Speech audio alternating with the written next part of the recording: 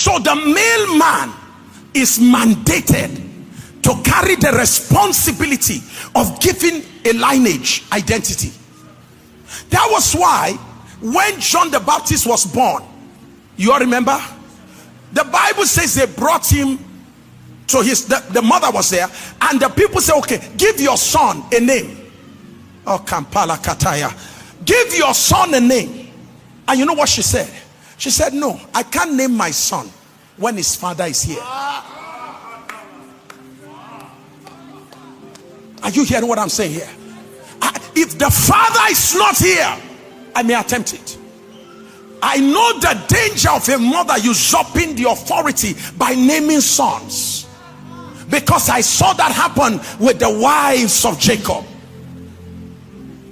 Jacob surrendered his authority to the women. Look at the kind of sons that were produced. Why is it, sir, that it was only Benjamin that Jacob kept close? Because Benjamin was the only one that Jacob named.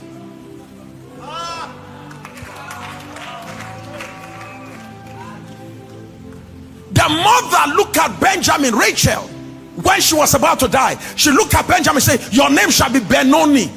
Jacob slapped and said, no, not again, not again. I refuse my children carrying descriptive names, names that reflect pain. Can I give my son a prophetic name? Your name shall not be. I cancel it. Look at my firstborn, weakling. I ended up cursing my firstborn. Secondborn, useless. Thirdborn, useless. I had to replace two of them by my grandchildren taking the place of their uncles. Because we have disrupted the order in family. We have ruined the order in family. When men will not do their job as men. When men will not stand up and take their place. We are watching the destinies of sons and daughters being ruined because some men will never take their place. And so we are having men today allowing sons to be raised by mother, over mothered and under fathered. Fathers who will never have time for their sons. On our way into the country, my wife and I were in one of the hotels during breakfast. What a lovely moment. I saw this couple with their 6-year-old, and when the boy saw me coming, apparently I think the mother normally watches me. When the boy saw, the boy rushed and came and jumped on me, and I got to play with him. And then shortly after that, the father came, sit down, and they got talking, and the father was excited. The father was playing with them. I was just listening to them. I was listening as they were chatting, and it just made me miss when I had my son, when David was still young. How we play, we roll on the ground. How on Saturdays I would carry David in the car, and we'll call it daddy and son time, and we'd drive out of the house. On Saturdays, my son and I talk, because fathers give sons identity.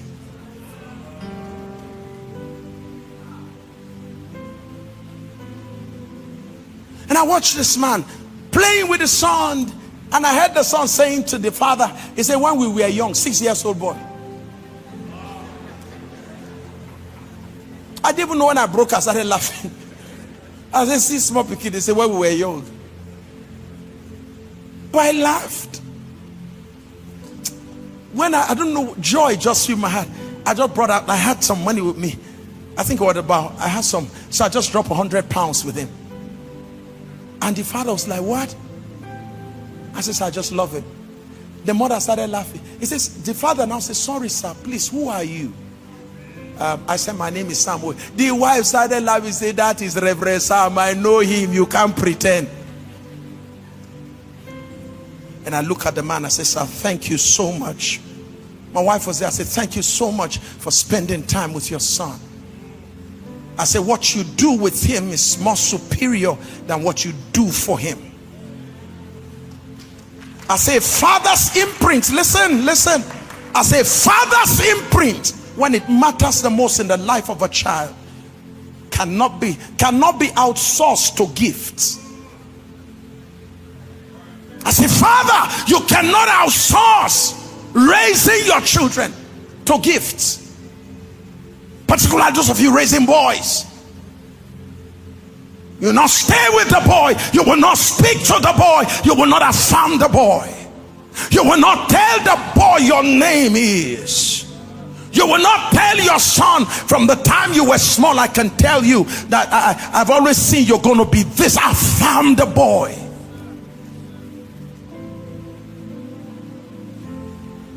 And many of us who are mothers raising boys don't know the danger of what is going on until later in life. Then you will now start seeing how you've over mothered the boys and under fathered them.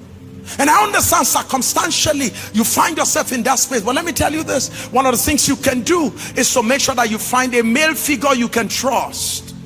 So if the father is absent, find a male figure you can trust biologically and otherwise. Make sure you do some vettings. Make sure the person is not a pedophile. But expose your son to men who can raise them, men who can make sure your sons stand with spines and not like jellyfish that are spineless. Don't allow your sons to be feminized. Don't allow a boy to be walking like a sissy. Raise your sons well. Tell them to square up their shoulders. Tell your son when he enters a room, tell him to respect all men but fear nobody. Tell your sons that. Tell your sons that they have voices. Tell your son you have a voice. When you enter a room, you listen to all, but you must share your thoughts. Tell your sons. Tell your sons, men, don't talk too much. Tell your sons, men, listen a lot, but they speak less. Don't let your son be raised in an environment where he hears 550,000 words per day. And then he marries a woman, and the woman is wondering, is he better? Is she better?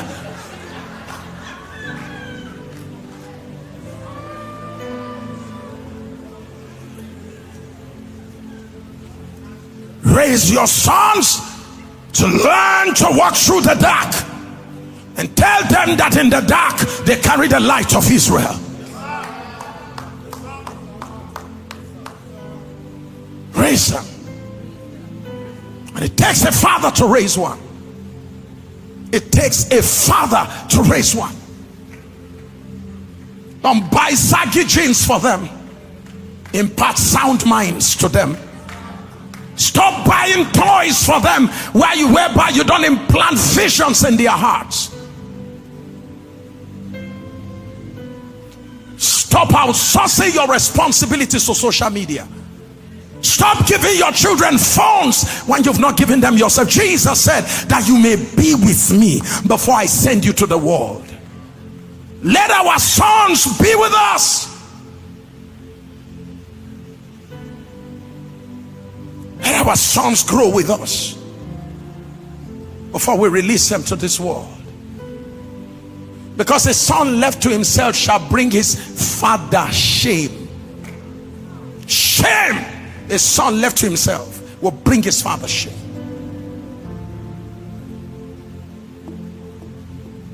Your father was not present, you must be. Your father was absent in your life, and justifiably so. In the name, he's busy trying to make sure he makes all both ends meet. Hello, sir. That won't be an acceptable excuse in your lifetime. No matter how busy you are looking for something for the family, spend time with your kids.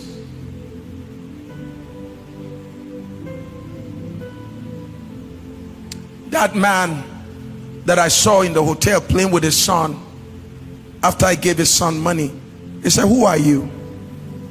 I said, "My name is Sam." The wife said, "No, you are Reverend Sam. I know you." And the man said, "Thank you so much, sir. He says, I'm so encouraged. And I look at him and say, sir, give attention to your son. Train up a child in the way he should go. And I said, the best way to train boys is not by telling them anything. It's by showing them. Boys learn from models. That's why they like to wear Superman dresses. Boys want to look at daddy, how he cares for mommy, how he takes care of them. So that when the boy is now hearing a teaching about being a man, he can relate because he has seen. Talk less and show more. Fathers in the house, potential fathers, talk less, show more. My wife was there. I told my son, I said, David, look up here. I did something, I can't remember, but I bought something for him. And look at me and said, Daddy, it was quite it's expensive. And he said, Daddy, he said, don't worry, I'm going to pay you. But I said, come here. I said, let's talk. I said, you are not an investment that I'm hoping to reap harvest from. I said, by the grace of God, until your mother and I will leave this world, we will never be hungry. So we are never thinking about coming at your doorpost for food. We are not investing that maybe at old age our children will take care of us. We don't need you to build us a house. We don't need you to feed us. There's nothing we will need from you in the future, other than there's one thing I want to ask of you. I said, sorry. I said, in the midst of our troubles, we're able to give you the very best. I said, please make sure my grandchildren get better than you got. So I told him, I said, take care of your wife. And I said, if you don't know how to take care of your wife, I said, remember all you saw me did. I said, how I was a husband to your mother. I said, I don't need to teach you anything about being a husband. Just remember how I related with your mom.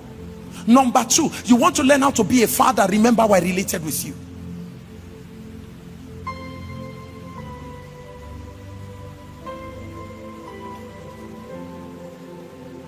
Zakar, mailman,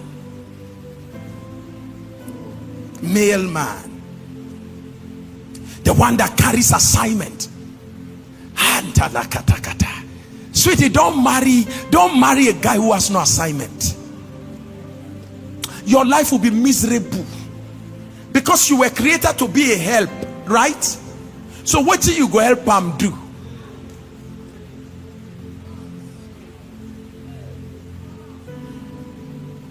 Wake up.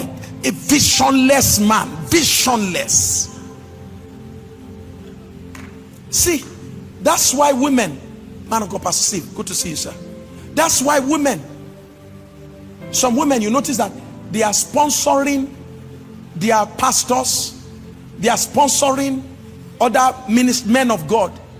A woman called me recently, I'm not going to mention her name. She called me and said, Reverend Sam, please can you help me get in touch with this man of God who is having a conference in Lagos at a big place. She said, please sir, tell him that I am ready to take care of the sanitization of the entire place and provide toilets, mobile toilets for everybody that will be coming. I'm talking about a stadium. She said, tell him please, I know you are close to him, that I'll take care of that. How much has she done for her husband? She supports him only to the extent to which his vision is big. A woman who can support stadium project. Go and check what she's supporting in the life of her husband. 1-bedroom project. Is she a bad wife? She is born to help. It's just that she's in the life of a man that she has nothing to assist with. No vision, no dreams, nothing. NFA. No future ambition. Just wake up. Funny enough, in the house that a woman built, wake up in the car that a woman bought, and you're blowing whistle. Your ancestors should slap you and remove sound from your lips, except if they are the same with you. They should join you and be doing their own whistle too. No vision.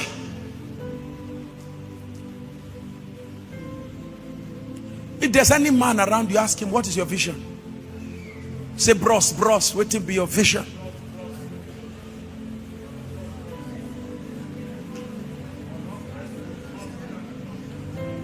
The beauty of a wife finds expression. Listen, don't miss it. Madam, you will not know what I'm saying. No, you don't know how much God can do with you as a woman until you line up behind a man who is going somewhere. Your glory, you'll be amazed at who you become. Your glory, your joy. You watch and you see him. You see, that's why we always say it's a sun and moon thing. If the sun keeps shining, the moon will not stop giving light. Madam, if we can make sure the sun has his place in the day, you will shine also in the night.